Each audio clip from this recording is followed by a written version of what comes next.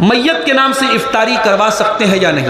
میت کے نام سے صدقہ کرنے کا ثبوت ملتا ہے، افطاری کا میرے علم میں کوئی ثبوت نہیں ہے۔ اگر کسی کے علم میں کوئی ثبوت ہو تو مجھے دے دے، میں مان لوں گا۔ کوئی حدیث نہیں ہے، کوئی دلیل نہیں ہے۔ افطاری ایک الگ نیکی ہے، ایک الگ عبادت ہے، اس کو عام صدقہ کے اوپر ہم قیاس کریں تو یہ مناسب نہیں ہے۔ اس لیے میت کے نام سے آپ افطاری مت کرائیے۔ اگر کسی بیٹے کو باپ سے بہت محبت ہے، بیٹا لوگوں کو افطار کرائے گا، اس کا ثواب آٹومیٹک باپ کو پہنچے گا۔ بیٹے کی ہر نیکی کا ثواب باپ کو ملتا ہے، لیکن باپ کے نام سے، میت کے نام سے افطاری کروانا یہ ٹھیک نہیں ہے۔ ہاں، میت کے نام سے آپ صدقہ کر سکتے ہیں، غریبوں کو کھانا کھلا سکتے ہیں، مدرسے میں غریب بچوں کو آپ کچھ پیسہ دے سکتے ہیں، کوئی روم وغیرہ بنوا سکتے ہیں، لیکن افطاری ایک خاص عبادت ہے، اس کو میت کے نام سے کرنا یہ ٹھیک نہیں ہے، مناسب نہیں ہے، اس سے ہمیں پرہیز کرنا چاہیے۔ ٹھیک ہے؟ اے نبی، آپ میرے ان بندوں سے کہہ دیجئے جو بہت بڑے بڑے پاپ کر کے، بہت بڑے بڑے گناہ کر کے اپنی جان پر ظلم کر چکے ہیں۔ یہ غور کیجیے گا اس لفظ کے اوپر۔ قُلْ يَا عِبَادِيَ الَّذِينَ أَسْرَفُوا عَلَىٰ أَنفُسِهِمْ لَا تَقْنَطُوا مِن رَحْمَتِ اللَّهِ۔ اے نبی، آج آپ کو نمازیوں سے نہیں بولنا ہے، تہجد پڑھنے والوں سے آپ کو خطاب نہیں کرنا ہے، روزہ رکھنے والوں سے آپ کو خطاب نہیں کرنا ہے۔ اے نبی، آج آپ کو ان لوگوں سے خطاب کرنا ہے، ان لوگوں سے بولنا ہے جو بہت بڑے بڑے گناہ کر چکے ہیں، بہت بڑے بڑے پاپ کر چکے ہیں۔ کوئی شراب کے نشے میں دھت ہے، کوئی زنا کر چکا ہے، کوئی حرام کاروبار کر چکا ہے، کوئی کسی غلط کام میں مبتلا ہے۔ اے دنیا کے پاپیو، اے دنیا کے گنہگارو، اے گناہ کر کر کے، پاپ کر کر کے، جنہوں نے اپنی جان کے اوپر انیائے کر رکھا ہے، جنہوں نے اپنی جان پر اتیاچار کر رکھا ہے، جنہوں نے اپنی جانوں پر ظلم کر کے رکھا ہے۔ اچھا، اللہ نے ڈائریکٹ یوں کیوں نہیں بولا؟ اے نبی، آپ گنہگاروں سے بول دیجیے۔ اللہ نے گنہگاروں کو بھی یہ حوصلہ دیا، اے گنہگارو، تم جتنا بھی گناہ کر لو، تم اللہ کی بندگی سے باہر تو نہیں نکل سکتے۔ پاپ کرتے کرتے زمین تمہارے پاپوں سے بھر جائے، لیکن تم اس زمین کے کنارے سے باہر تو نہیں نکل سکتے، تمہیں گھوم پھر کر کے آنا تو اسی دھرتی پر ہے، اسی زمین پر ہے۔ اے میرے گنہگار بندو، سب کے بعد تم میرے بندے ہو، میں تمہیں اپنا بندہ مانتا ہوں۔ ہائے میرے رب، تو کتنا کریم ہے، جو تیرے ساتھ شرک کر رہے تو ان کو بھی اپنا بندہ کہہ رہا ہے، جو تجھے گالیاں دے رہے تو ان کو بھی اپنا بندہ کہہ رہا ہے، جو تیری دھرتی پر زنا کر رہے ہیں اے اللہ تو ان کو بھی اپنا بندہ کہہ رہا ہے۔ آج بیٹا باپ کی شان میں بدتمیزی کر دے، باپ بیٹے کو گھر سے نکال دیتا ہے، بیٹی ماں کے ساتھ زبان چلا دے، ماں بیٹی سے بات تک نہیں کرتی ہے۔ اے اللہ تو کتنا حلیم ہے، تو کتنا کریم ہے، اے اللہ تیری رحمتوں کا کوئی ٹھکانہ نہیں، تو گنہگاروں کو بھی اپنا بندہ کہہ رہا ہے۔ اے اللہ تیری محبت پر قربان جاؤں، تو بندہ کہہ کے مخاطب کر رہا ہے۔ قل یا عبادی الذین اسرفوا، اے میرے وہ بندو جنہوں نے گناہ کر کر کے اپنی جانوں کے اوپر ظلم کیا ہے۔ ایک نقطہ یہ بھی ملا، گناہ کر کے ہم دوسروں کا نقصان تو بعد میں کرتے ہیں، پہلے تو اپنا نقصان کرتے ہیں۔ او لوگو، تم کبھی گناہ کر کے یہ نہ سوچنا ویلنٹائنز ڈے پر بہت سارے زنا ہوئے ہوں گے، بہت سارے ہوٹل کے کمرے آباد ہوئے ہوں گے، بہت سارے بدکاری کے کام ہوئے ہوں گے، وقتی طور پر چند منٹوں کے لیے، چند گھنٹوں کے لیے لوگوں کو مزہ آیا ہوگا، لیکن یاد رکھو میرے پیارے ساتھیو، گناہ کی نحوست انسان کے جسم کے اوپر بھی پڑتی ہے، انسان کی ذات پر بھی پڑتی ہے، انسان کے بال بچوں پر بھی گناہ کا اثر پڑتا ہے، انسان کی صحت پر بھی گناہ کا اثر پڑتا ہے، انسان کی سواری پر بھی گناہ کا اثر پڑتا ہے، انسان کی روزی روٹی پر بھی گناہ کا اثر پڑتا ہے۔ رب میں گنہگار ہوں، توبہ قبول ہو، عصیاں پہ شرمسار ہوں، توبہ قبول ہو، جاسوس و دل فگار ہوں، توبہ قبول ہو، سرتاپ انکسار ہوں، توبہ قبول ہو، گزری تمام تمام عمر میری لہو و لعب میں، نیکی نہیں ہے کوئی عمل کی کتاب میں، صالح عمل بھی کوئی نہیں ہے حساب میں، دستے دعا بلند ہے تیری جناب میں، توبہ قبول ہو میری توبہ قبول ہو، عیش و نشاط ہی میں گزاری ہے زندگی، ہر زاویے سے اپنی سواری ہے زندگی، میرا خیال یہ تھا کہ جاری ہے زندگی، لیکن یہ حال اب ہے کہ بھاری ہے زندگی، توبہ قبول ہو میری توبہ قبول ہو، میں ہوں گناہ گار مگر تو ہے کریم، میں ہوں سیاہ کار مگر تو ہے رحیم، میں ہوں فنا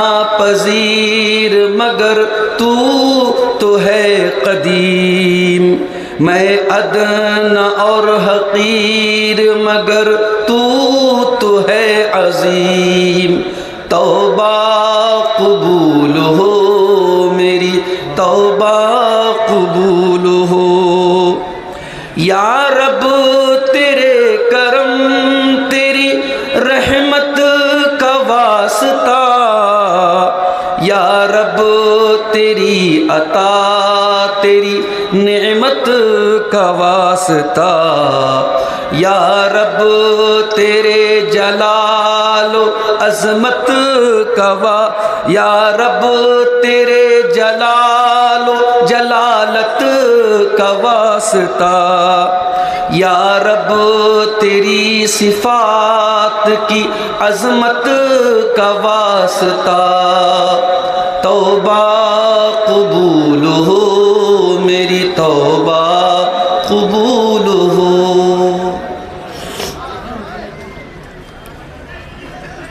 صدر محترم، علماء کرام، محترم بزرگوں، نوجوان ساتھیوں، پردہ نشین ماؤں اور بہنوں، پیارے بچوں، جامعہ اصلاح المومنین برہیٹ کا یہ سالانہ پروگرام جو اس پورے علاقے کا بلا مبالغہ عوام کی تعداد کے اعتبار سے بھی، علماء کی حاضری کے اعتبار سے بھی، اور ادارے کے تعاون کے اعتبار سے بھی اس علاقے کا سب سے عظیم الشان پروگرام ہوتا ہے۔ کچھ مجبوریوں کی وجہ سے پچھلے سال میں اس پروگرام میں حاضر نہیں ہو پایا تھا، اور اس سال بھی حالات بہت اچھے نہیں تھے، لیکن یہ احساس بھی تھا کہ برہیٹ کے پروگرام میں بہرحال کسی نہ کسی طریقے سے پہنچنا ہے۔ کمیٹی والوں نے مجھ سے دونوں دن آنے کا مطالبہ کیا تھا،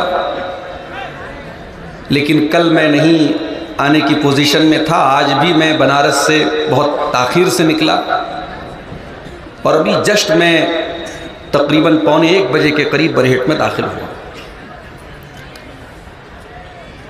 میرے بہت عزیز دوست اٹاوا کی سرزمین سے تشریف لائے ہوئے شیخ فضل الرحمن سراجی حفظہ اللہ کا خطاب ابھی آپ نے سنا، قرآن کریم کی عظمت کے موضوع پر۔ بہت اچھا موضوع تھا، اور اس وقت اس موضوع پر بہت بولنے کی اور سمجھنے کی ضرورت بھی ہے۔ رمضان کا مبارک مہینہ صرف 3 دن کی دوری پر ہم سے، اور اسی مبارک مہینے کی ایک مبارک رات میں قرآن اترا ہے، اور ہم جیسے بدنصیب لوگ جو کہتے ہیں کہ صاحب ہم قرآن کی بہت عزت کرتے ہیں، بہت احترام کرتے ہیں، ہم اپنے علماء سے مسئلہ پوچھتے ہیں کہ مولانا کمرے میں قرآن اگر رکھا ہے الماری کے اوپر اور ہم اس سے زیادہ اونچائی پر ہم سوئے ہوئے ہیں تو کہیں قرآن کی توہین تو نہیں ہو رہی ہے، قرآن کی انسلٹ تو نہیں ہو رہی ہے؟ ہمیں اتنا احترام کرتے ہیں ہم قرآن کا، لیکن معاف کیجئے گا اس قرآن کو پڑھنے کی، اس پر غور کرنے کی، اسے سمجھنے کی ہمیں توفیق نہیں ملتی۔ میرے بھائیوں، رمضان کا مبارک مہینہ بہت بہترین موقع ہے قرآن کے ساتھ جڑنے کا۔ امام مالک رحمۃ اللہ علیہ بہت بڑے محدث تھے، ان کے پاس حدیث سیکھنے کے لیے پوری دنیا سے لوگ آتے تھے، مگر امام مالک رحمۃ اللہ علیہ رمضان کا مہینہ آتا تھا حدیث کا درس بند کر دیتے تھے اور اپنے طلبہ سے کہتے تھے جاؤ رمضان آ چکا ہے، قرآن کا مہینہ آ چکا ہے، اب اس مہینے میں مجھے قرآن کے ساتھ ٹائم اسپینڈ کرنے دو، میں قرآن کی تلاوت پہ، قرآن کے تدبر پہ میں ٹائم صرف کروں گا، اس ایک مہینے مجھے قرآن کے ساتھ اکیلا چھوڑ دو۔ اللہ سے میں دعا کرتا ہوں رب العالمین ہم سب کو آنے والے مبارک مہینے میں زیادہ سے زیادہ قرآن کریم کی تلاوت کی توفیق عطا فرمائے، قرآن پر غور و فکر کرنے کی، قرآن پر عمل کرنے کی بھی اللہ تعالی ہم سب کو توفیق عطا فرمائے۔ میرے بھائیوں، میں نے آپ کے سامنے خطبہ مسنونہ کے بعد سورہ زمر کی آیت نمبر 53، آیت نمبر 53 کی تلاوت کی ہے۔ بہت مشہور آیت ہے یہ، ہو سکتا ہے آپ نے پہلے بھی اس آیت پر کچھ تقریریں سنی ہوں۔ یہ وہ آیت ہے جس کے بارے میں حضرت عبداللہ بن مسعود رضی اللہ تعالیٰ عنہ کہا کرتے تھے انہا ارجا آیت فی القرآن، قرآن کریم کے اندر سب سے زیادہ اگر امید دلانے والی کوئی آیت ہے، قرآن کی کوئی آیت اگر ایسی ہے جو مایوسی کو ختم کرتی ہے، نا امیدی کو ختم کرتی ہے اور دل کے اندر امید کی کرن پیدا کرتی ہے، تو وہ یہی آیت ہے۔ اب آئیے ذرا اس آیت پر ہم غور کریں کہ ایسی کیا خاص بات ہے کہ عبداللہ بن مسعود جیسے صحابی کہہ رہے ہیں کہ قرآن کی سب سے زیادہ امید پیدا کرنے والی، امید دلانے والی آیت سورہ زمر کی آیت ہے۔ قُلْ يَا عِبَادِيَ الَّذِينَ أَسْرَفُوا عَلَىٰ أَنفُسِهِمْ، اے نبی آپ کہہ دیجئے، کس سے کہنا ہے؟ یا عبادی، اے میرے بندو، کون سے بندو؟ نماز پڑھنے والے، روزہ رکھنے والے، تہجد پڑھنے والے، قرآن پڑھنے والے، تقوی والے، پرہیزگار لوگ؟ نہیں۔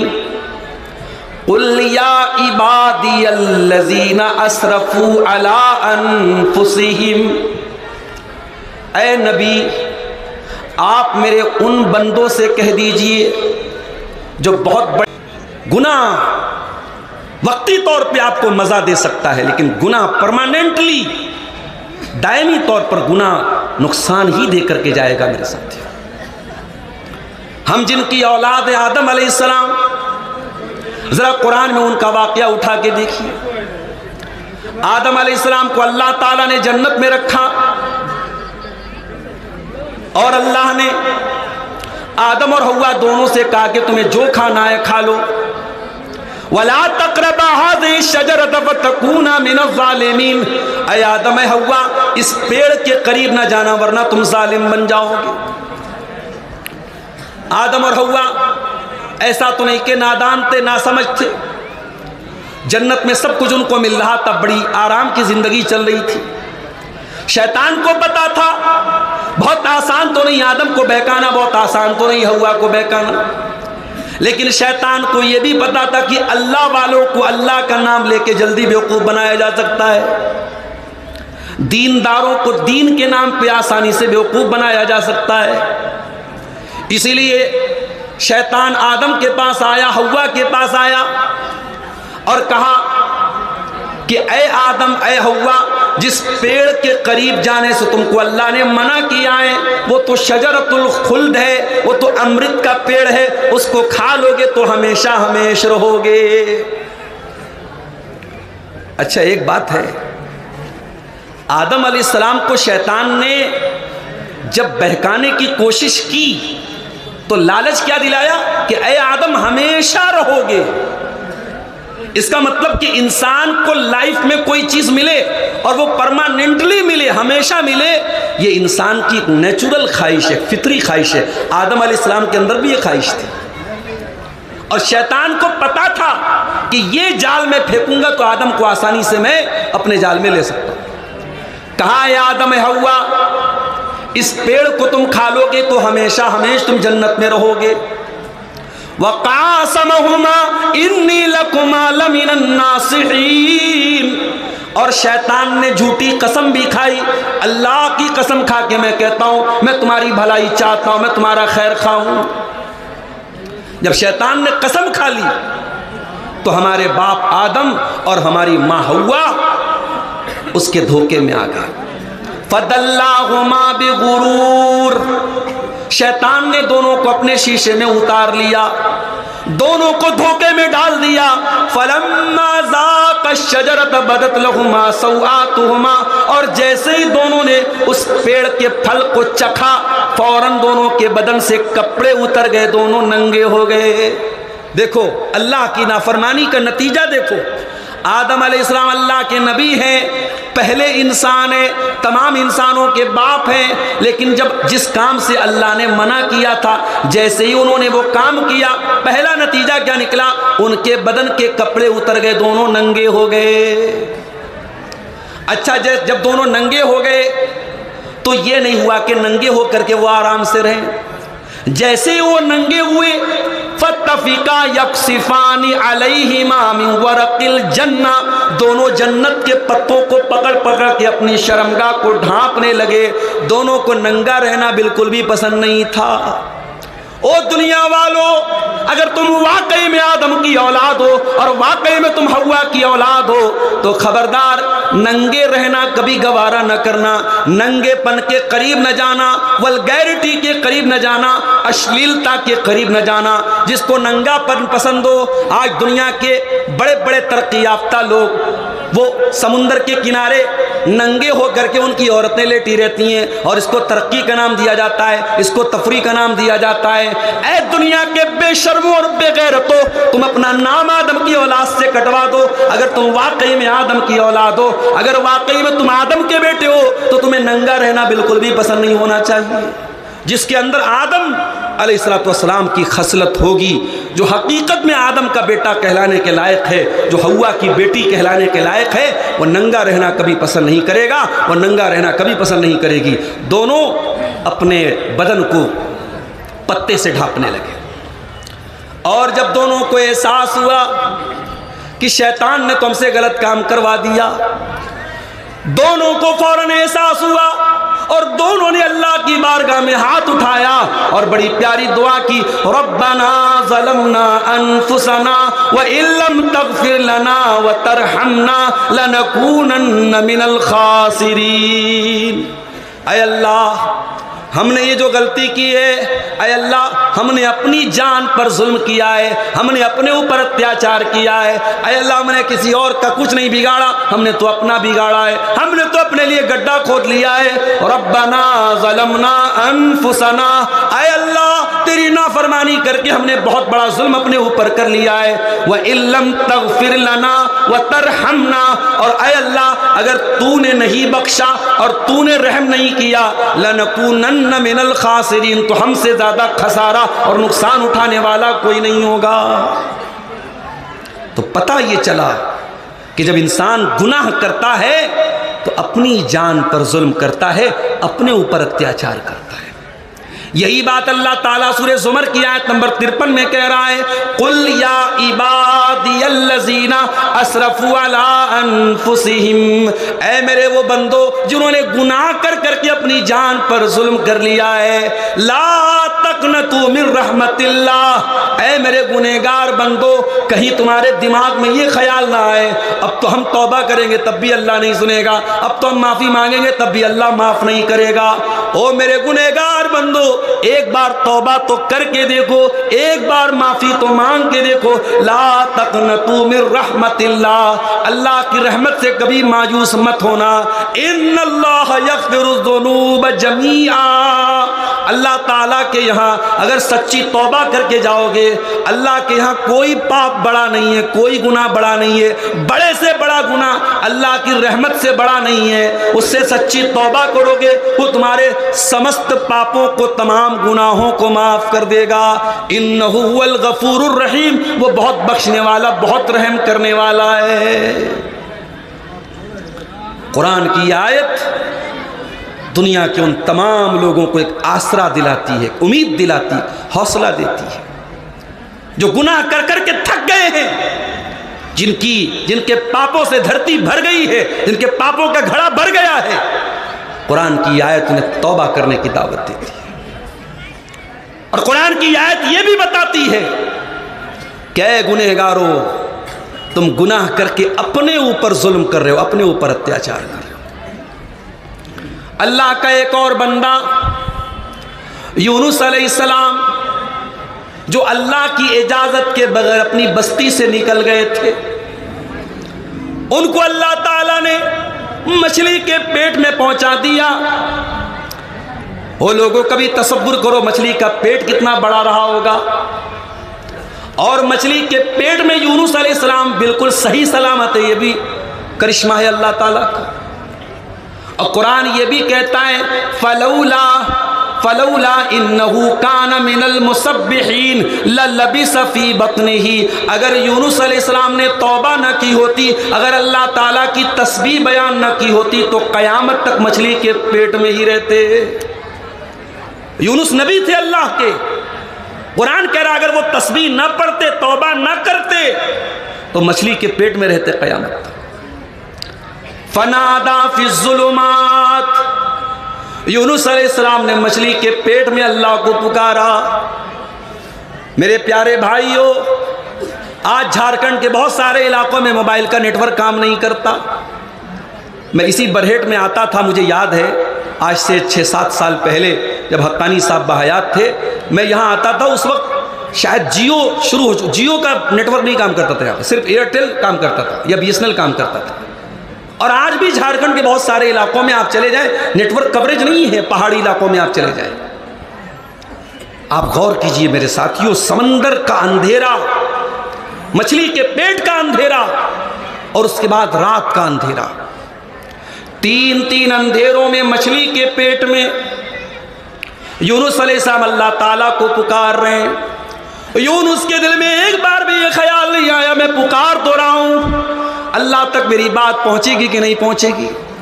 وہ لوگوں جہاں کسی نیٹ ورک کا کوریج نہ ہو، جہاں دنیا کا کوئی سم کام نہ کرتا ہو، وہاں میرے پروردگار کا نیٹ ورک موجود ہے۔ فنادا فی الظلمات، حضرت یونس علیہ السلام نے مچھلی کے پیٹ میں اللہ کو پکارا، اور کیسے پکارا؟ فرمایا اللہ الہ الا انت سبحانک انی کنت من الظالمین، کہا اے پروردگار تیرے سوا میرا کوئی سہارا نہیں ہے، تیرے سوا میرا کوئی معبود نہیں ہے۔ سب سے پہلے توحید کا اقرار کیا۔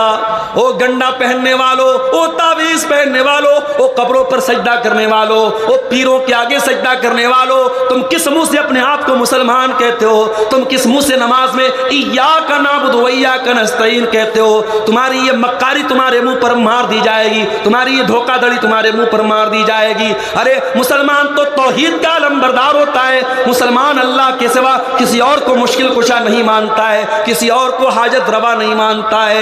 یونس علیہ السلام نے سب سے پہلے اللہ کی توحید کا اقرار کیا، لا الہ الا انت، اے اللہ تیرے سوا میرا کوئی معبود نہیں ہے، کوئی سہارا نہیں ہے۔ سبحانک، اے اللہ میں اپنی غلطی کو مانتا ہوں، میں اپنی خطا کو مانتا ہوں، اے اللہ تو پاک ہے، میری خطا تھی، میری غلطی تھی، سبحانک انی کنت من الظالمین، اے اللہ مجھ سے غلطی ہو گئی، میں نے ظلم کیا، میں نے اتیاچار کیا، میں تیری اجازت کے بغیر اپنی قوم کو چھوڑ کے چلا گیا، اے اللہ مجھے معاف کر دے۔ یہ یونس علیہ السلام کی دعا ہے، کتنی پیاری دعا ہے، اس میں اللہ کی توحید کا بھی اقرار ہے، اللہ کی تسبیح بھی بیان ہو رہی ہے، اور اپنے گناہ کا، اپنی غلطی کا اعتراف بھی ہو رہا ہے۔ اسی لیے اللہ کے نبی فرماتے ہیں کہ مچھلی والے نبی کی دعا کسی بھی مصیبت میں انسان اگر پڑھے گا، مسلمان پڑھے گا تو اللہ ضرور اس کی مصیبت کو دور کرے گا۔ یہ دعا صرف یونس علیہ السلام کے لیے نہیں تھی، یہ قیامت تک آنے والے مومنوں کے لیے دعا ہے، اور یہ دعا بھی ہمیں یہ سکھاتی ہے میرے پیارے ساتھیوں کہ انسان جب اللہ کی نافرمانی کرتا ہے، اللہ کی کوئی بات نہیں مانتا ہے، تو انسان کسی اور پر اتیاچار نہیں کرتا ہے، انسان سب سے پہلے اپنے نفس کے اوپر، اپنے اوپر ظلم کرتا ہے۔ اور آگے بڑھیے، نبی کے دور میں ایک توبہ کا واقعہ آپ کو سناتا ہوں۔ جنگ تبوک کا موقع ہے، مدینہ سے 700 کلومیٹر کا لمبا سفر کرنا ہے، مئی اور جون کا مہینہ ہے، کھجوریں پک چکی ہیں، بس فصل کو کاٹنا باقی ہے۔ نبی اکرم نے اعلان کیا میں تبوک کی طرف جانا ہے۔ صحابہ کرام کے لیے بہت بڑی آزمائش کا ٹائم تھا، ایک تو گرمی کا موسم تھا، لمبا سفر کرنا تھا، کھجور آلریڈی پک چکی تھی، کھجوروں کو چھوڑ کے جانا تھا۔ زیادہ تر صحابہ کرام تو تیار ہو گئے، 3 صحابہ ایسے تھے جو اپنی سستی اور کاہلی کی وجہ سے اللہ کے پیارے نبی کے پاک کے ساتھ نہیں جا پائے۔ اس میں ایک صحابی کا نام تھا کعب بن مالک، ایک کا نام تھا ہلال بن امیہ، اور ایک کا نام تھا مرارہ ابن ربی۔ یہ 3 صحابی تھے جو اللہ کے نبی کے ساتھ، طاقت تھی ان کے پاس، سواری بھی تھی، وہ جا سکتے تھے، مگر اپنی سستی کی وجہ سے نہیں گئے۔ جب اللہ کے پیارے نبی تبوک سے واپس آئے، منافقوں نے آ کر کے جھوٹا بہانہ کرنا شروع کیا، اے اللہ کے نبی مجھے یہ تکلیف تھی، یہ بیماری تھی۔ اللہ کے نبی نے ان کا بہانہ قبول کیا، کہا جب اللہ تمہیں معاف کرے، جب اللہ تمہیں معاف کرے۔ جب حضرت کعب بن مالک کا نمبر آیا، انہوں نے اپنے دل میں سوچا کہ اگر میں اللہ کے رسول کے پاس جھوٹ بول دیتا ہوں تو آج نہیں تو کل اللہ تعالیٰ میری حقیقت کو کھول دے گا، لیکن میں اگر سچ بول دیتا ہوں ہو سکتا ہے کہ اللہ کے نبی وقتی طور پہ ناراض ہو جائیں، لیکن اللہ تعالیٰ ضرور میری توبہ بعد میں قبول کر لے گا۔ یہی سوچ کر کے جب کعب بن مالک اللہ کے نبی کے پاس آیا، آپ نے پوچھا ہے کعب کیا بات ہے، تم ہمارے ساتھ تبوک میں کیوں نہیں آئے؟ کہا ہے اللہ کے نبی میں آپ کے سامنے جھوٹ نہیں بول سکتا، میں بالکل تندرست و توانا تھا، میری سواریاں بھی تیار تھیں، میں آپ کے ساتھ جانے کا ارادہ بھی رکھتا تھا۔ جب آپ کا قافلہ نکل گیا، میں نے کہا میری سواریاں تو ریڈی ہیں، میں 2-3 دن کے بعد بھی جاؤں گا تو قافلے میں شامل ہو جاؤں گا۔ اے اللہ کے رسول میں سست پڑ گیا، میں کاہلی میں پڑ گیا، اور جب میں نے ارادہ کیا تب تک قافلہ بہت دور جا چکا تھا، میری غلطی تھی، میں جان بوجھ کر کے آپ کے ساتھ نہیں جا پایا۔ نبی اکرم نے صحابہ سے کہا کعب بن مالک سچ بول رہے ہیں، لیکن اللہ تعالیٰ کی طرف سے مجھے یہ حکم دیا گیا کہ ان سے کوئی بات نہیں کرے گا۔ کعب بن مالک سے بات چیت بند کر دی گئی، ان کا سوشل بائیکاٹ کر دیا گیا، اور کعب بن مالک کا حال یہ ہو گیا کہ وہ مسجد میں آتے، کسی کو سلام کرتے تو کوئی سلام کا جواب دینے کو تیار نہیں ہے۔ کہتے ہیں جب میں نماز پڑھنے لگتا تھا مجھے ایسا لگتا تھا کہ اللہ کے نبی مجھ کو دیکھ رہے ہیں، لیکن جب میں سلام پھیرتا تھا تو اللہ کے نبی اپنا چہرہ پھیر لیتے تھے۔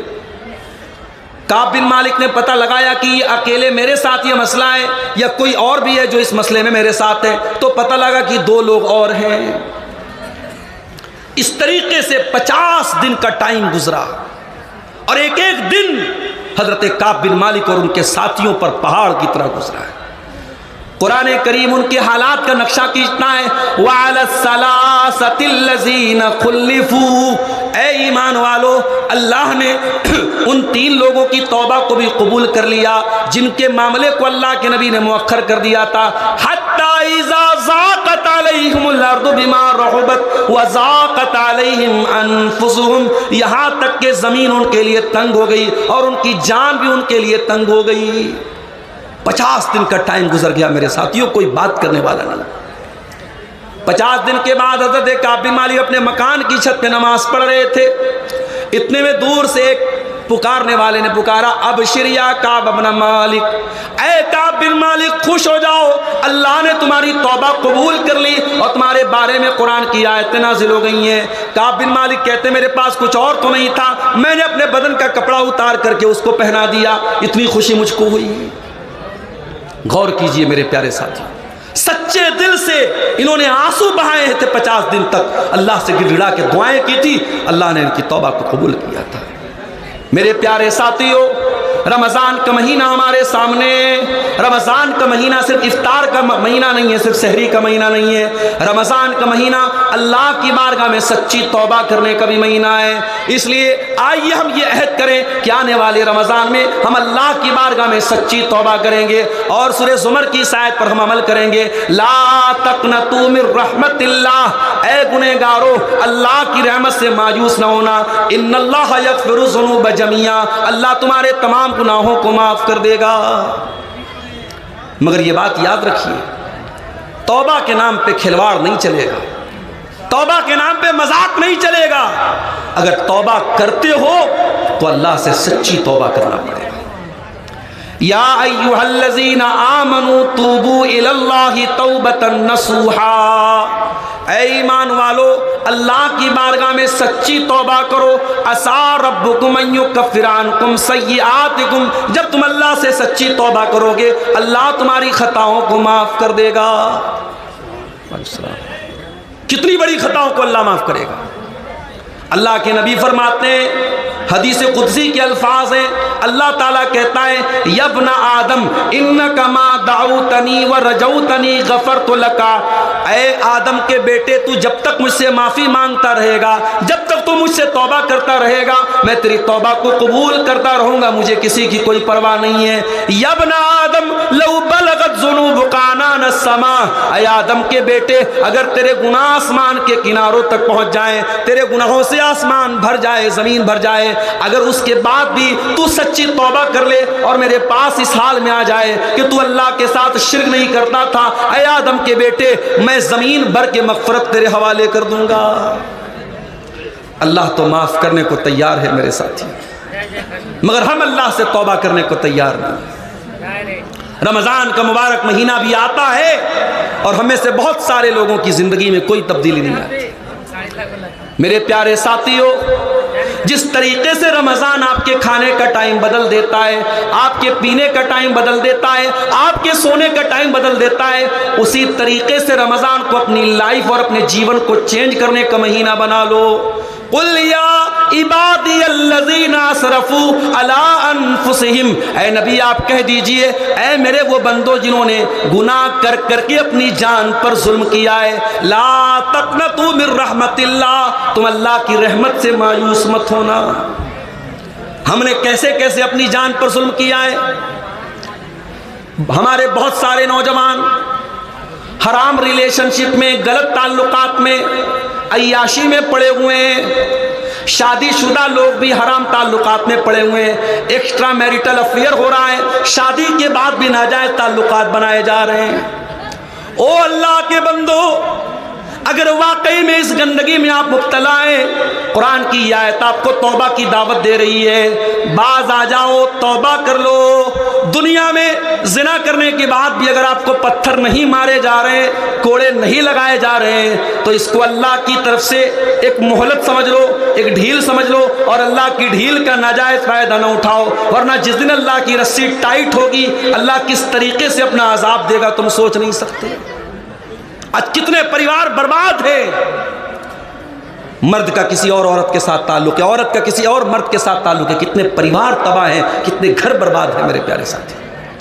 کبھی آپ نے غور کیا ہے شادی شدہ انسان کی زنا کی سزا اسلام میں اتنی کٹھور کیوں رکھی گئی ہے؟ بھئی کنوارا لڑکا لڑکی زنا کرے تو 100 کوڑے کی سزا ہے۔ الزانیۃ والزانی فاجلدوا کل واحد منہما 100 جلدہ، زنا کرنے والی عورت اور زنا کرنے والے مرد کو 100 کوڑے مارو، اور اس کے بعد فرمایا وَلَا تَأْخُذْكُمْ بِهِمَا رَأْفَةٌ فِي دِينِ اللَّهِ، اور جب زنا کی یہ سزا دی جائے تو کوئی دیا درشٹی نہ کی جائے، کوئی کرپا نہ کی جائے، کوئی رحم نہ کھایا جائے، یہ 100 کوڑے ان کو مارے جائیں۔ وَلْيَشْهَدْ عَذَابَهُمَا طَائِفَةٌ مِّنَ الْمُؤْمِنِينَ، اور یہ 100 کوڑے کی سزا سب کے سامنے دی جائے۔ یہ کس کی سزا ہے؟ کنوارے کی سزا ہے۔ اور یہی سیم کرائم، یہی سیم گناہ اگر شادی شدہ کرتا ہے تو سزا کس چیز کی ہے؟ رجم کی سزا ہے، پتھروں سے مار کے ختم کرنے کی سزا ہے۔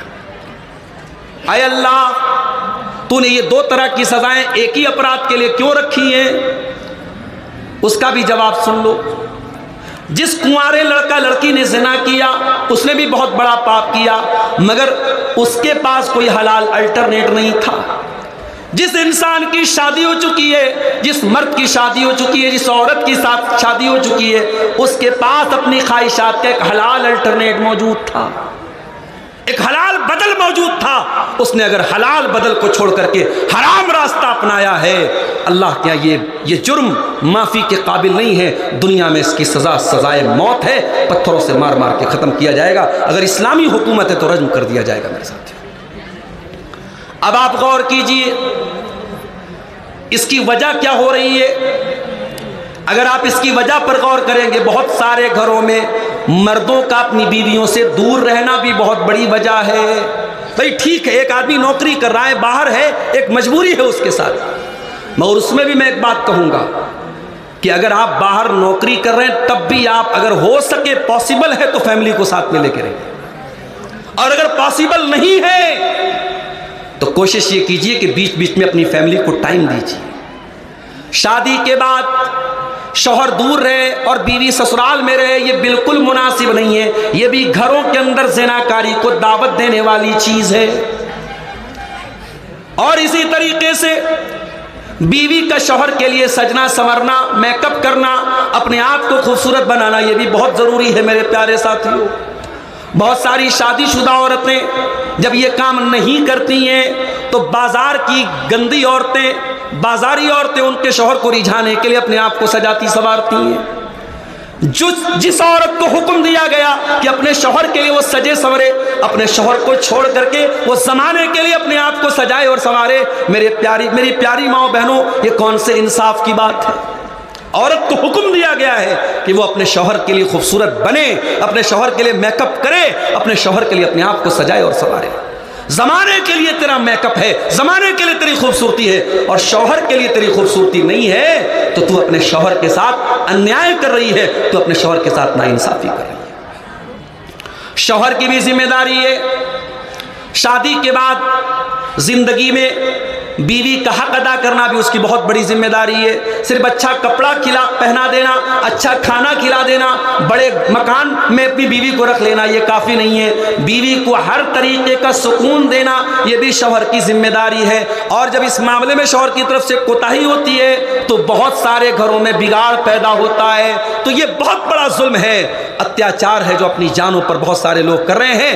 قرآن کریم ان کو بھی دعوت دے رہا ہے، یا عبادی الذین اسرفوا علی انفسہم لا تقنطوا من رحمت اللہ، اے میرے وہ بندو جنہوں نے زنا کر کے اپنے نفسوں پر ظلم کیا ہے، آؤ اللہ سے سچی توبہ کر لو، اللہ سے معافی مانگو۔ اور میں اپنی بہنوں کو ایک بات بتانا چاہتا ہوں، آج کل پیار اور محبت کے نام پہ بڑے ڈرامے چل رہے ہیں۔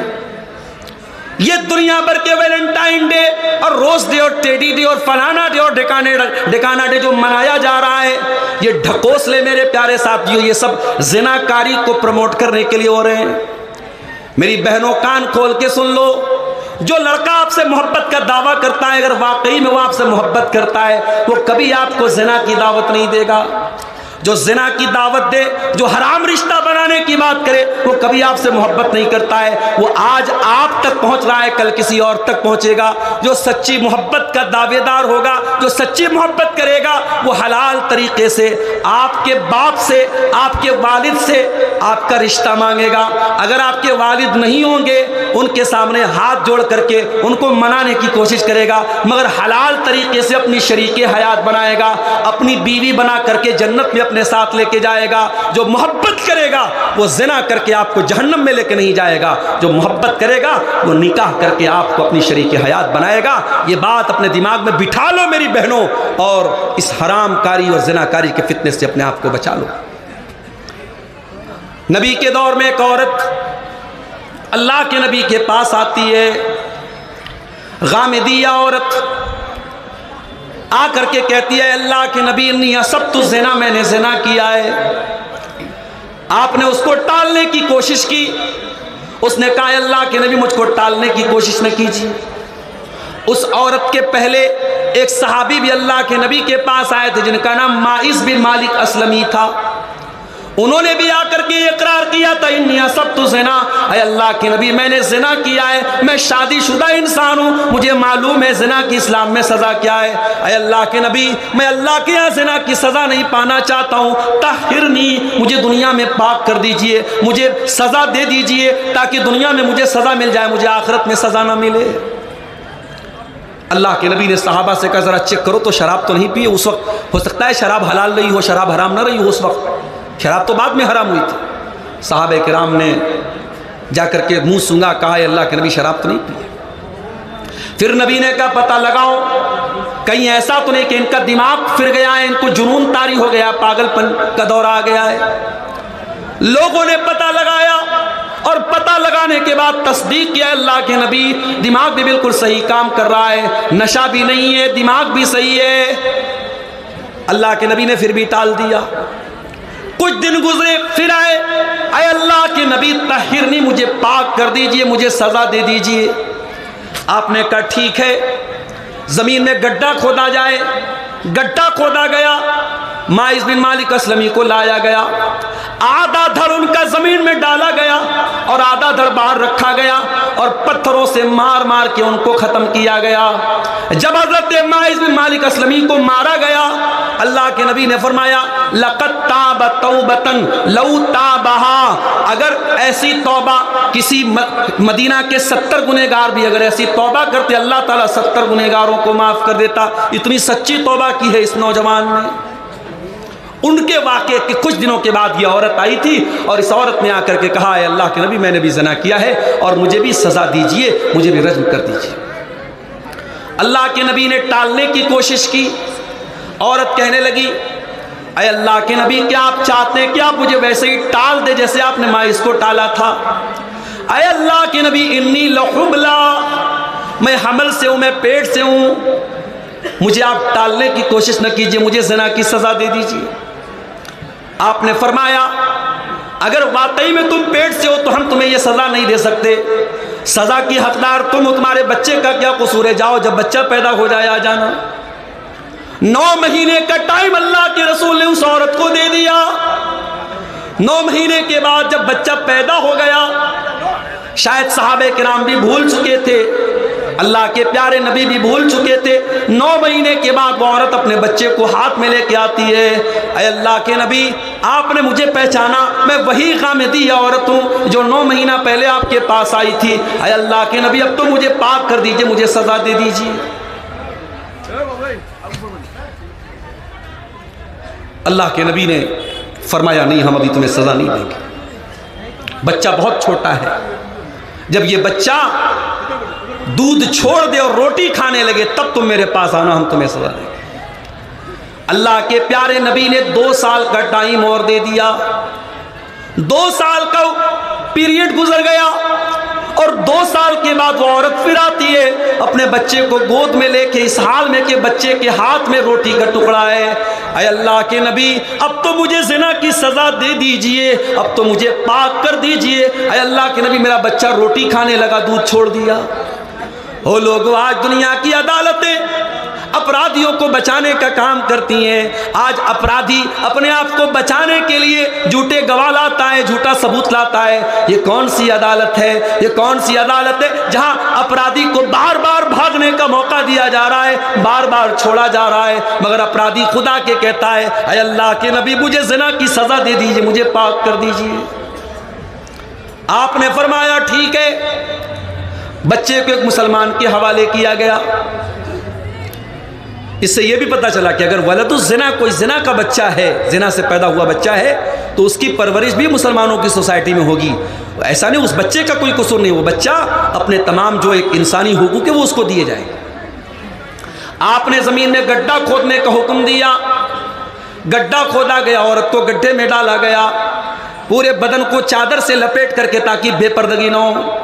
پتھروں سے مارا جانے لگا، جب پتھر مارے جانے لگے عورت کے بدن سے خون کا فوارہ نکلا، خون کے چھینٹے نکلے، اور خون کے کچھ چھینٹے حضرت خالد بن ولید کے کپڑوں پر پڑ گئے۔ خالد بن ولید کے منہ سے غصے کے مارے کچھ کلمات نکلے کہ پتہ نہیں کیسی عورت کا کپڑا کیسی عورت کا خون میرے کپڑے پر پڑ گیا۔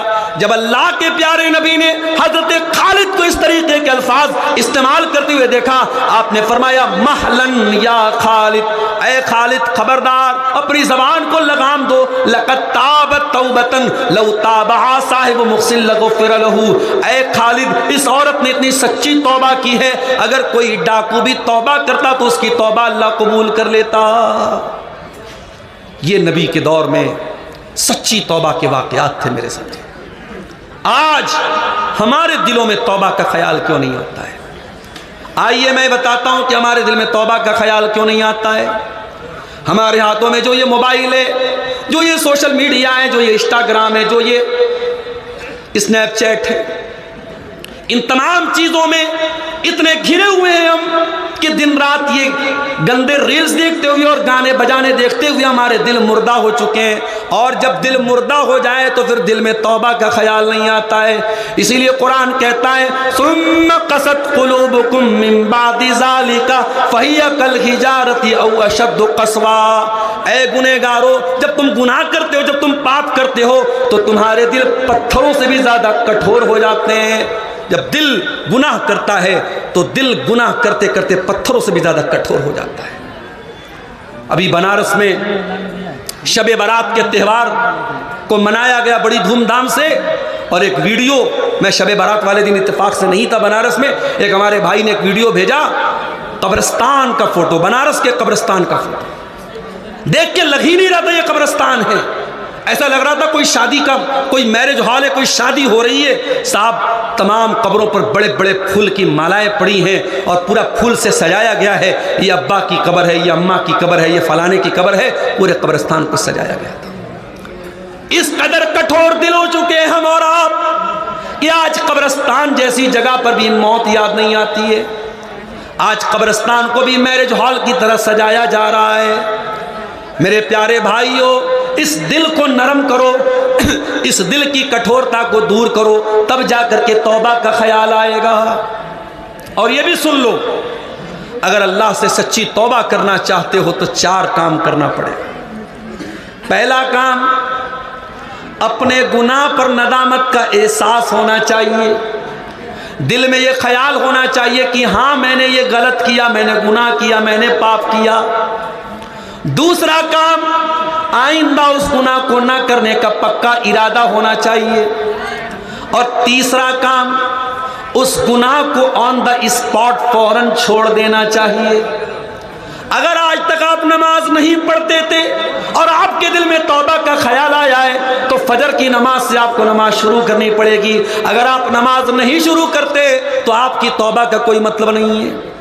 کوئی شرابی اگر شراب سے توبہ کرنا چاہتا ہے اور توبہ کرنے کے بعد شام کو پھر شراب کی دکان پہ جاتا ہے، اس کی توبہ کا کوئی مطلب نہیں ہے۔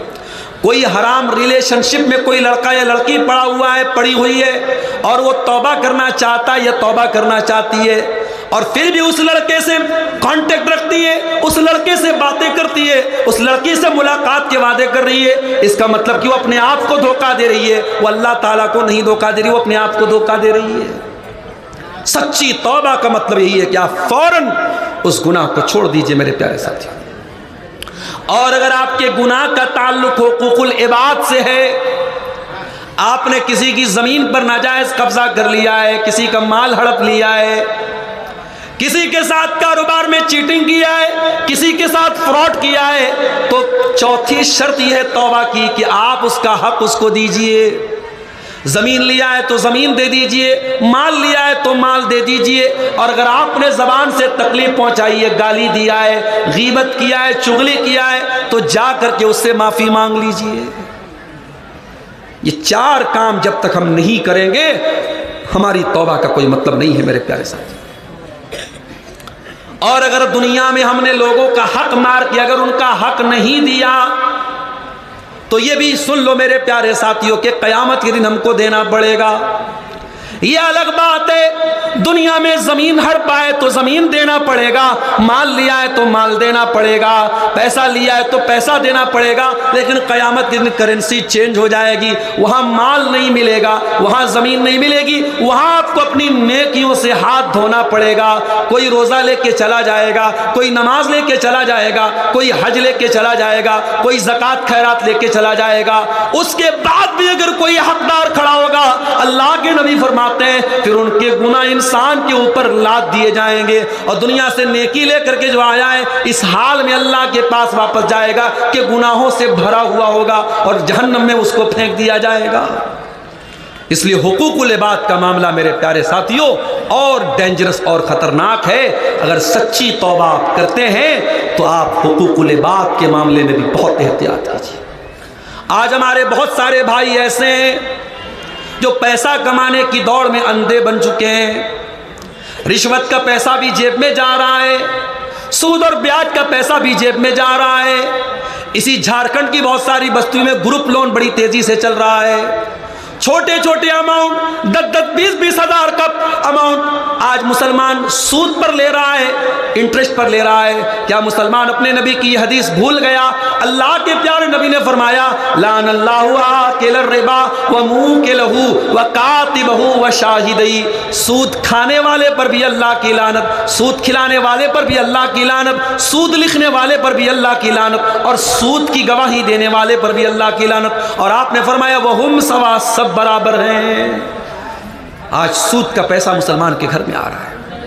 قل یا عبادی الذین اسرفوا علی انفسہم، اے سود بیاج کھا کر کے، اے رشوتیں کھا کر کے، اے حرام کمائی کھا کر کے جنہوں نے اپنی جانوں پر ظلم کیا ہے، لا تقنطوا من رحمت اللہ، اللہ کی رحمت سے کبھی مایوس مت ہونا۔ اور یہ بھی یاد رکھو توبہ کی بھی ایک ایکسپائری ہے۔ توبہ کر سکتے ہیں مگر کب تک؟ جب تک موت سامنے نہ آئے۔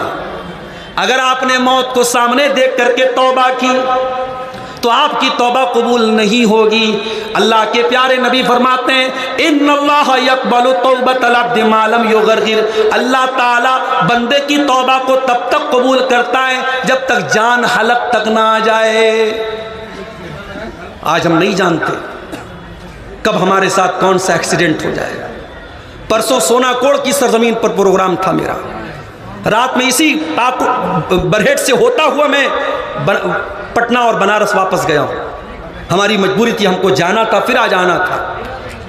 کبھی کبھی رات میں 100 اور 120 کی سپیڈ میں بھی گاڑی چلتی ہے، ڈر بھی لگتا ہے، اور خاص طور سے یہ جو برہروا کا راستہ ہے پورا پہاڑی کا علاقہ ہے، گاڑی کبھی ڈس بیلنس بھی ہو سکتی ہے، ڈرائیور کی ایک غلطی ہمیں موت کے گھاٹ بھی اتار سکتی ہے۔ میرے پیارے ساتھیوں یہ حالات آپ کے ساتھ بھی ہو سکتے ہیں، کہیں ایسا نہ ہو کہ کوئی زندگی میں حادثہ آئے اور ہمیں توبہ کرنے کی مہلت بھی نہ ملے، ہمیں توبہ کرنے کی توفیق بھی نہ ملے میرے ساتھی۔ اسی لیے آنے والے رمضان میں سچی توبہ کا ہم سب عزم کریں میرے پیارے ساتھیوں۔ رمضان میں خاص طور سے سحری کے ٹائم آپ اگر 5 بجے اذان ہو رہی ہے 4:30 بجے آپ سحری سے فارغ ہو جائیے، آدھا گھنٹہ کا ٹائم آپ کے پاس ہے، بہت بہترین ٹائم ہے، وضو کر لیجئے۔ رات میں اگر آپ نے تراویح اور تہجد نہیں پڑھی ہے تو 2-4 رکعت تہجد پڑھ لیجئے، ٹائم ہے تو پوری 8 رکعت پڑھ لیجئے، اگر 8 رکعت نہیں پڑھ سکتے 2 پڑھ لیجئے، 4 پڑھ لیجئے۔ وہ بڑا پیارا وقت ہے، وہ بڑا سہانا وقت ہے، وہ فجر کے پہلے کا جو وقت ہے وہ رات کا آخری پہر ہے۔ اس پہر میں، اس وقت میں اللہ کی بارگاہ میں اپنے ہاتھ پھیلا کے اللہ سے اپنے گناہوں کی گڑ گڑا کر کے معافی مانگ لیجئے میرے بھائیوں، ہم سب مانگ لیں۔ اور اگر آپ کو کچھ کہنا نہیں آتا اللہ سے تو یہ چھوٹی سی دعا جو نبی نے ہمیں سکھائی ہے شب قدر میں پڑھنے کے لیے، وہی دعا پڑھ لینا۔ جب اما عائشہ نے پوچھا ہے اللہ کے نبی ارأیت ان علمت ای لیلۃ لیلۃ القدر، اے اللہ کے نبی اگر مجھے پتہ چل جائے کہ کون سی رات لیلۃ القدر کی رات ہے، کون سی رات قدر کی رات ہے، اے اللہ کے نبی میں اس رات میں کیا پڑھوں گی؟ اللہ کے نبی نے بڑی چھوٹی سی دعا سکھائی جو مزدوری کرنے والے مزدور کو بھی یاد ہو سکتی ہے، جو رکشہ چلانے والے کم پڑھے لکھے انسان کو بھی یاد ہو سکتی ہے۔ اللہم انک عفو تحب العفو فاعف عنی، اے اللہ تو معاف کرنے والا ہے، تو معافی کو پسند کرتا ہے، اے اللہ میں بھی تیرا گنہگار بندہ ہوں، تو مجھ کو معاف کر دے۔ یہ دعا میرے پیارے ساتھیوں رمضان کے دن روزانہ پڑھیے، جب موقع ملے تب پڑھیے، اور اس دعا کے اوپر غور کیجئے کہ اس میں آپ اللہ سے کیا کہہ رہے ہیں۔ اللہ کو معافی پسند ہے۔ اگر آپ کے ساتھ کسی نے اتیاچار کیا ہے، اسلام کہتا ہے کہ آپ بدلہ لے سکتے ہیں۔ کوئی آپ کے ایک گال پہ تھپڑ مارتا ہے تو آپ اس کے بھی ایک گال پہ تھپڑ مار سکتے ہیں۔ اسلام کی یہ شکشا نہیں ہے، اسلام کی یہ تعلیم نہیں ہے۔ کوئی آپ کے ایک گال پہ تھپڑ مارے تو آپ دوسرا گال پیش کر دو، یہ اسلام کی تعلیم نہیں ہے۔ اسلام آپ کو بدلہ لینے کی اجازت دیتا ہے، مگر ساتھ میں اللہ تعالیٰ کہتا ہے وَلَمَنْ صَبَرَ وَغَفَرَ فَإِنَّ ذَلِكَ مِنْ عَزْمِ الْأُمُورِ، اے میرے بندو اگر تم معاف کر دو، تم صبر سے کام لے لو، معاف کر دو تو یہ زیادہ بہتر ہے، ہم کو زیادہ پسند ہے۔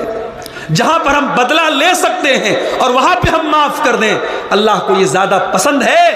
اللہ معافی کو پسند کرتا ہے۔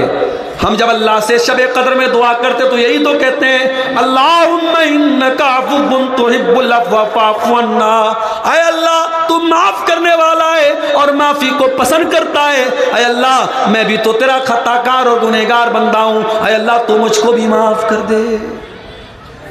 میرے نوجوان ساتھیوں، اللہ کے واسطے اس سے پہلے کہ جوانی ڈھل جائے توبہ کر لو، اس سے پہلے کہ مٹی میں دفن کر دیے جاؤ اللہ سے سچی توبہ کر لو، اس سے پہلے کہ توبہ کی توفیق چھین لی جائے توبہ کر لو میرے بھائیوں۔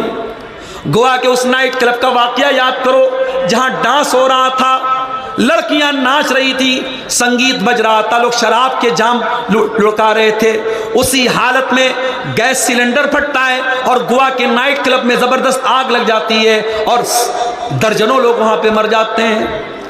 میرے پیارے ساتھیوں، کون سا حادثہ آئے گا اور ہمیں موت کے گھاٹ اتار دے گا ہم نہیں جانتے۔ اس سے پہلے کہ کوئی ایکسیڈنٹ ہو جائے، کوئی حادثہ آ جائے اور زندگی کا تار ٹوٹ جائے، اللہ سے سچی توبہ کر لو میرے ساتھیوں۔ اور یہ بھی یاد رکھو اللہ تعالیٰ معاف کرنے والا ہے، لیکن اللہ کی پکڑ بھی بڑی سخت ہے۔ اللہ کا ایک نام غفور ہے، اللہ کا ایک نام رحیم ہے، تو اللہ کا ایک نام جبار بھی ہے، اللہ کا ایک نام عزیز بھی ہے، اللہ کا ایک نام ذو انتقام بھی ہے۔ اللہ اگر انتقام لیتا ہے تو بہت خطرناک لیتا ہے میرے ساتھ۔ آج کتنے لوگ ایسے ہیں جو لواطت کے گندے کام میں مبتلا ہیں، جو لوط علیہ السلام کی قوم نے گندا کام کیا تھا، مرد کا مرد کے ساتھ جو تعلق بنانے کا گندا کام اس دھرتی پر شروع ہوا تھا وہ لوط علیہ السلام کی قوم نے شروع کیا تھا۔ آج دنیا میں یہ کام بھی دھڑلے سے ہو رہا ہے، اور ابھی دلی میں ایک بہت بڑا مارچ بھی نکلا تھا۔ یہ جو اپنے آپ کو لیسبین اور گے بولتے ہیں، یہ جو مرد مرد کے ساتھ تعلق بناتا ہے، عورت عورت کے ساتھ تعلق بناتے ہیں، جن کو سم لینگی کہا جاتا ہے، جن کو ہومو سیکسول کہا جاتا ہے، جن کو LGBT کہا جاتا ہے، ان لوگوں نے باقاعدہ دلی میں مارچ نکالا تھا۔ آج دنیا میں عدالتوں نے ان کو سرٹیفکیٹ دے دیا ہے، لڑکا لڑکا کے ساتھ شادی کرنا چاہے کر سکتا ہے، لڑکی لڑکی کے ساتھ شادی کرنا چاہے کر سکتا ہے، مگر یاد رکھو اللہ کے نزدیک یہ بہت بڑا پاپ ہے۔ اور جب لوط علیہ السلام کی بستی نے اور ان کی قوم نے جب یہ پاپ کیا تھا، جب یہ گناہ کیا تھا، تو بہت دردناک عذاب اللہ کا اترا تھا اور آسمان سے پتھروں کی بارش ہوئی تھی اور پوری بستی کو اللہ تعالیٰ نے الٹ دیا تھا۔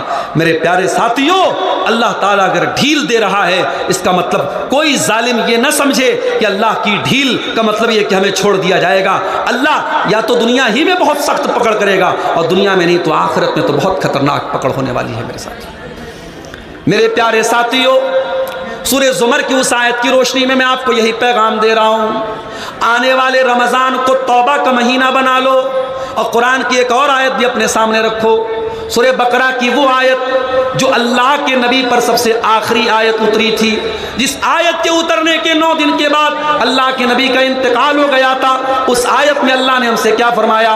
وَاتَّقُوا يَوْمًا تُرْجَعُونَ فِيهِ إِلَى اللَّهِ، اے میرے بندو اس دن سے ڈرو جس دن تم اللہ کے سامنے لوٹائے جاؤ گے، ثُمَّ تُوَفَّى كُلُّ نَفْسٍ مَّا كَسَبَتْ، اور اس دن ہر نفس کو اس کے عمل کا پورا پورا بدلہ دیا جائے گا، وَهُمْ لَا يُظْلَمُونَ، اور کسی کے ساتھ کوئی ظلم نہیں ہوگا۔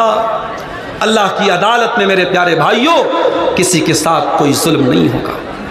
اللہ کے ترازو پر رائی کے دانے کے برابر بھی اگر کوئی چیز ہوگی وہ تولی جائے گی۔ وَنَزَعُ الْمَوَازِينَ الْقِسْطَ لِيَوْمِ الْقِيَامَةِ، ہم قیامت کے دن انصاف کا ترازو رکھیں گے، فَلَا تُظْلَمُ نَفْسٌ شَيْئًا، اور کسی کے ساتھ کوئی ظلم نہیں کیا جائے گا۔ وَإِنْ كَانَ مِثْقَالَ حَبَّةٍ مِّنْ خَرْدَلٍ أَتَيْنَا بِهَا، اور ایک رائی کے دانے کے برابر بھی اگر تم نے کوئی پاپ کیا ہوگا، تم نے کوئی نیکی کی ہوگی، اللہ کے ترازو پر سامنے آ جائے گی۔ وَكَفَى بِنَا حَاسِبِينَ، اور جب ہم حساب لیں گے تو پورا پورا لیں گے۔ اس لیے میرے پیارے ساتھیوں، قرآن کریم کی جو آیت خطبے کے بعد میں نے پڑھی تھی، سورہ زمر کی آیت نمبر 53، اس آیت کو ہمیشہ اپنے ذہن میں رکھو، اور جب زندگی میں مایوسی کے اندھیرے چھا جائیں تو قرآن کی اسی آیت کو اپنے سامنے رکھو۔ اللہ ہماری توبہ کو، ہمارے گناہوں کو معاف کرنے کو تیار ہے، ہماری توبہ کو قبول کرنے کو تیار ہے۔ شرط یہ ہے کہ ہماری توبہ سچی توبہ ہو، اور توبہ کی ایکسپائری ختم ہونے کے پہلے ہم توبہ کر لیں۔ میرے عزیزو، اخیر میں ایک بات یہ بھی کہنا چاہوں گا کہ رمضان کا مبارک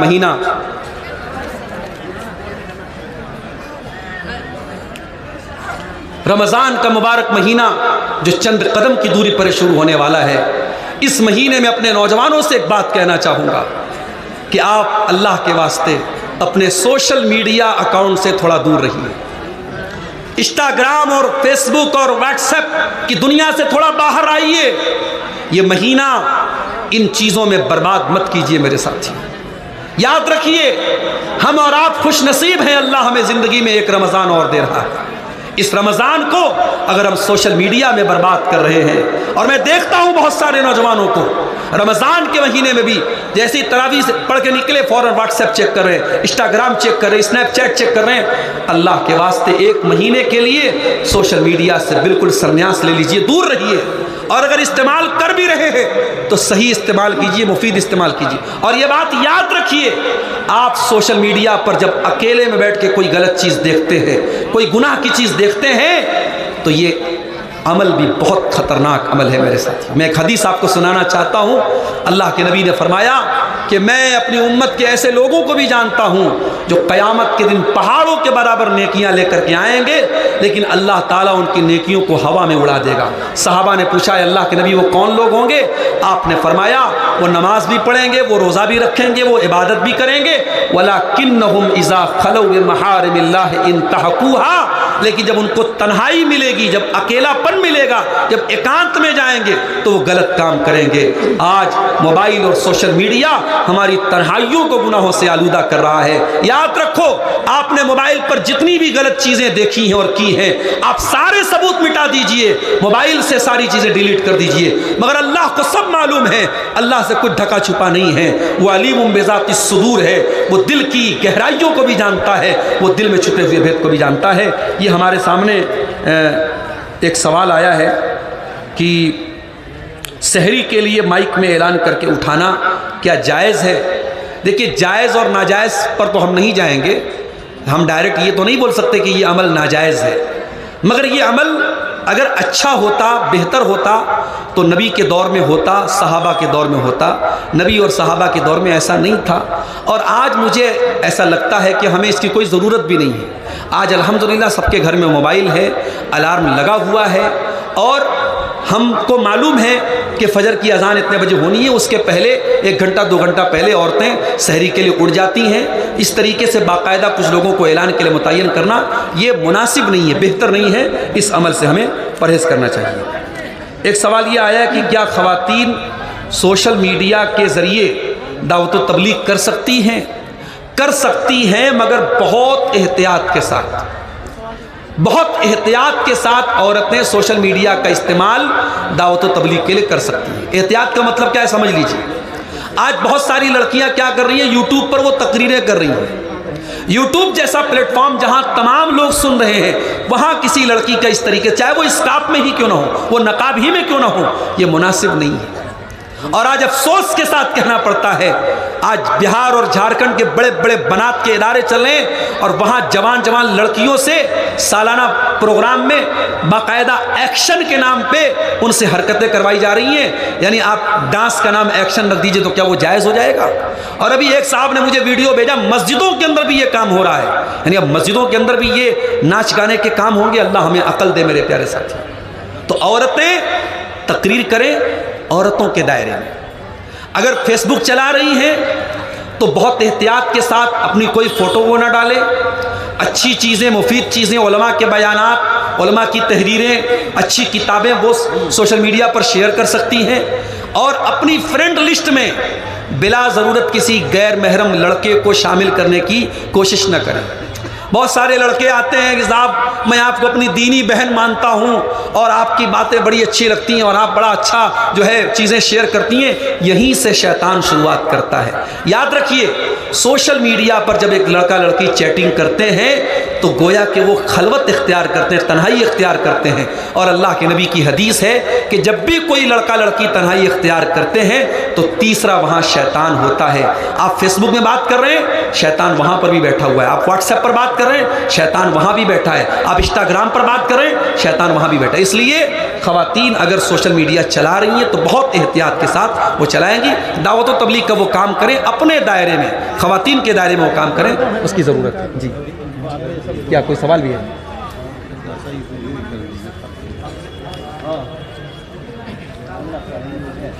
یہ سب سوالات تو بہت عام سے سوالات ہیں، سب کو معلوم ہے۔ روزے کی حالت میں بیوی سے ملنا سب کو معلوم ہے کہ بھائی یہ جائز نہیں ہے، حرام ہے۔ یعنی جن چیزوں کو روزے کی حالت میں منع کیا گیا، کھانا پینا، اس میں یہ چیز بھی شامل ہے۔ اس کے بعد ایک سوال ہے، روزے کی حالت میں منی خارج ہو جائے تو کیا کریں؟ دیکھیے، اگر کوئی انسان سویا ہوا ہے اور اس کو احتلام ہو گیا تو ظاہر ہے کہ اس میں انسان کا کوئی کنٹرول نہیں ہے۔ اگر انسان کی اپنی کسی کوشش اور عمل کے بغیر اس کو خود سے احتلام ہو جائے خواب کی حالت میں اور صبح وہ اٹھے اور وہ ناپاک ہے تو اسی حالت میں وہ سحری کر لے، اس کا روزہ ایک دم صحیح ہے، لیکن فجر کے پہلے وہ غسل کر کے فجر کی نماز جماعت کے ساتھ پڑھے گا۔ اگر کسی کو احتلام ہو گیا تو پھر اس کو چھوٹ نہیں ملتی کہ وہ سو جائے اور صبح اٹھ کر کے آرام سے 8-9 بجے فجر کی نماز پڑھے، نہیں، فجر کی نماز اس کو جماعت سے پڑھنا ہے، اسی ٹائم وہ غسل کرے گا، پاکی حاصل کرے گا، اس سے اس کے روزے پر کوئی فرق نہیں پڑے گا انشاءاللہ۔ غیر مسلم کے پیسے سے افطار کرنا، کیا افطار ہوگا یا نہیں ہوگا؟ بھائی غیر مسلم کے یہاں جب آپ دعوت کھا سکتے ہیں، عام چیزیں کھا سکتے ہیں تو افطار بھی کر سکتے ہیں، ٹھیک ہے۔ لیکن اگر کوئی غیر مسلم ایسا ہے جس کے بارے میں ہمیں معلوم ہے کہ اس کی پوری کمائی یا زیادہ تر کمائی حرام کی ہے تو اس غیر مسلم کے ہاں آپ عام دعوت بھی نہیں کھائیں گے اور افطار بھی نہیں کریں گے۔ اور اگر کوئی غیر مسلم ایسا ہے کہ اس کا کاروبار مکس ہے، بھائی وہ اسلام کو تو نہیں مانتے، ان کے یہاں سود بیاج بھی چلتا ہے، ان کے حرام کام بھی ہوتا ہے، لیکن اس کا زیادہ تر بزنس حلال چیزوں کا ہے تو اس کے یہاں عام دعوت بھی آپ کھا سکتے ہیں اور اس کے یہاں افطار بھی کر سکتے ہیں۔ مگر کوشش یہ کیجئے کہ افطار اپنے مسلمان بھائی کے یہاں کیجئے تاکہ آپ کو دعوت کھانے کا فائدہ مل جائے اور اس کو روزے دار کو افطار کرانے کا ثواب مل جائے۔ غیر مسلم کو دنیا میں تو اس کی نیکی کا پھل مل سکتا ہے، آخرت میں کوئی پھل نہیں ملے گا، اس لیے بہتر ہے کہ اس کو اوائڈ کیا جائے، لیکن بہرحال جائز ہے، اس میں کوئی گناہ کی بات نہیں، ٹھیک ہے۔ اللہ تعالیٰ سے دعا ہے رب العالمین ہم سب کو سچی توبہ کرنے کی توفیق عطا فرمائے۔ رب العالمین ہمارے گناہوں سے ہم سب کو اس ماہ مبارک میں جو چند قدم کی دوری پر ہے ہمیں باز آنے کی اور اپنی بارگاہ میں رجوع کرنے کی توفیق عطا فرمائے۔ ہمارے وہ بھائی جو قرآن سے دور ہیں، اللہ رب العالمین انہیں قرآن سے اپنا تعلق جوڑنے کی توفیق عطا فرمائے۔ ہمارے وہ نوجوان بھائی اور بہن جو کسی قسم کے غلط کام میں مبتلا ہیں، اللہ تعالیٰ ان کو اپنی تمام خطاؤں اور غلطیوں سے نکل کر کے اللہ کی بارگاہ میں سچی توبہ کی توفیق عطا فرمائے۔ جب تک ہم دنیا میں زندہ رہیں، اسلام پر زندہ رہیں اور ہمارا خاتمہ ایمان پر ہو، آمین۔ وآخر دعوانا ان الحمد للہ رب العالمین، والسلام علیکم ورحمۃ اللہ وبرکاتہ۔